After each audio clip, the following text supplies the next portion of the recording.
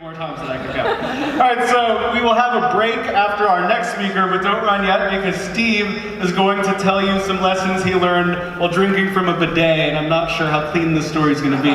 So let's find out. I would say this has absolutely nothing to do with podcasts, but I love this story. All right, so there's a woman who lives in Oregon, kind of the rural parts of Oregon, maybe just outside of Eugene. You know, big pine trees, the whole nine. She's home alone, just got done cooking dinner. She's, of course, cleaning up. The husband's out of town, so she's just kind of hanging out in the kitchen, doing the cleanup, talking on the phone. She's got two little kids. It's a true story. You can't make this shit up. Two little kids, they're doing their kid thing. You know, they're not helping clean up, of course. They're coloring, hanging out in the living room. And this is scary. There's a bear. A big, huge grizzly bear.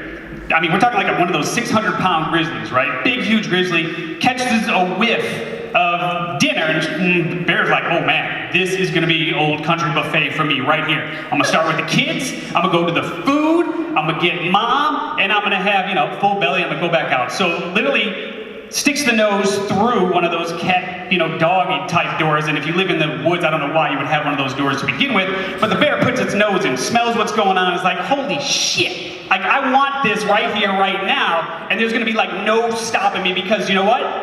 I'm a fucking bear. So the bear like busts down the door, straight up, busts down the door, breaks into the house. So now the bear is in the house. Of course, stops and sniffs for a little Merlot, maybe a Chardonnay, takes a little pass on that, and goes, okay, now we're gonna go straight for dinner. And here is mom hanging out, looking at literally like one of these bears straight up in her face. So big bear on its hind legs. She's going, oh my God, like seriously, what do I do here? There is a bear in my kitchen. So she starts thinking, okay, well, this is what I call a yay-no moment. This is a yes-no moment. This is one of those things where one path takes you in one very specific direction, one path takes you in one very specific direction, the other way. So she has a choice. She is standing at this fork in the road. The one choice is, okay, well, they were cute for a while, I loved my kids, and I'm going this way, right? So she could do the flight thing. And then of course the other choice is, well, these are my kids, I gotta protect my kids, so I'm gonna stay here and fight. Well, she chooses to stay here and fight.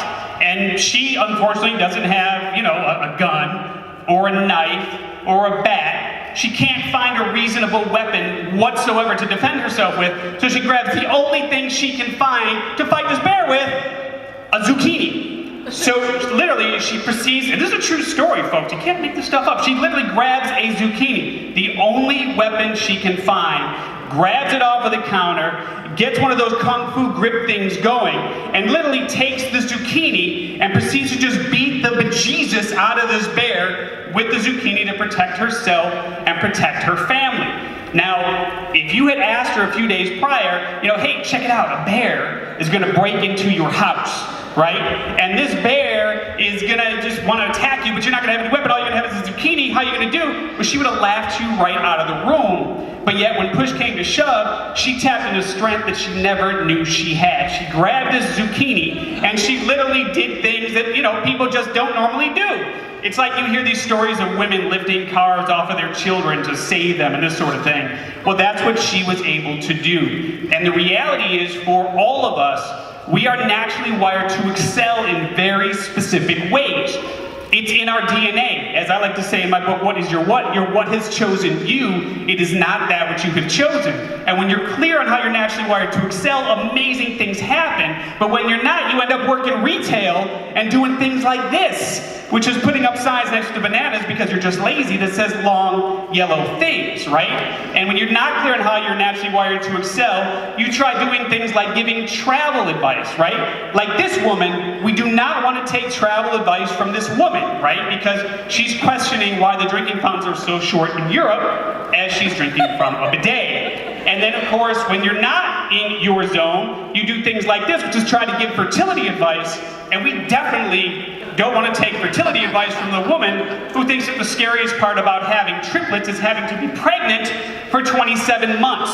So don't take fertility advice from this woman. Bottom line is figure out how you're naturally wired to excel and pursue that with strategic abandon, because when you do, you will literally appear magical to the rest of the world. And the fact remains kids that life starts over when? Right now. And it starts over again right now. So you literally have the option and the choice to choose what to do in this moment and in literally every single moment that follows. So my hope is you choose well, and we look forward to witnessing your magic. Thank you.